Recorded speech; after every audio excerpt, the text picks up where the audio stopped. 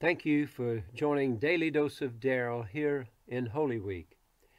We're standing between when the Lord was in the upper room and facing the cross.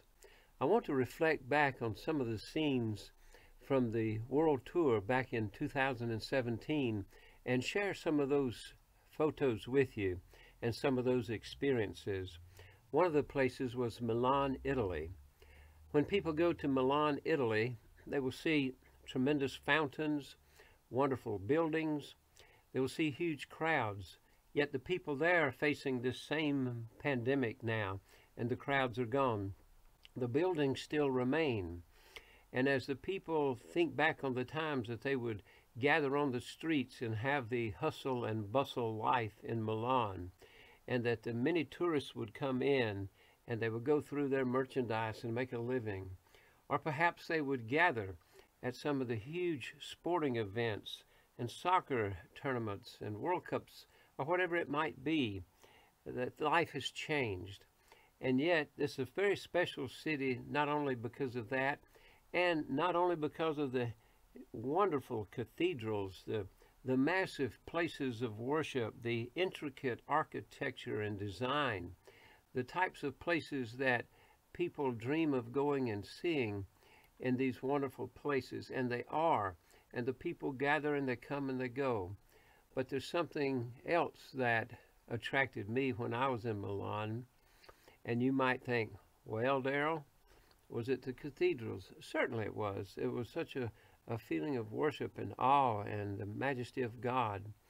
But yet you might think, well, was it the interesting vehicles that you saw there? Were the different cars and things? I thought those are pretty cool, because I really like odd cars. But you know what's dear to my heart? Yeah, it's the desserts. And basically always start with dessert first, but always save a little room for the main event. And you might think, that's the main event. No, but across the street from this particular cafe is the main event. And there it is. If you go there, you'll begin to see where the real Last Supper painting by Leonardo da Vinci is located. And for the people who are visually impaired, they actually have a replica in Braille or relief so they can see it. It's a beautiful sight, but it reminded me that on this week, over 2,000 years ago, Jesus gathered his disciples together in that upper room at the end of the Passover meal. And when he took that bread, he broke it and blessed it and said, "This is my body that's broken for you. Eat all of it and remember me." And he took the cup and said, "This is my blood that's spilled for you, the cup of the new promise, the new covenant, and drink ye all of it." And so as I stood in that place, I thought, this painting is really on a wall. It's been preserved through the years. It's gone through wars, and it's been touched up and refinished where it's been injured. And yet the main thing was when Jesus went out from that place into the garden, and he knelt down and began to pray. And he prayed that if there's any way this could pass from him, to let it be. But he looked down through the ages and he saw us and said, "Not my will, but thine be done."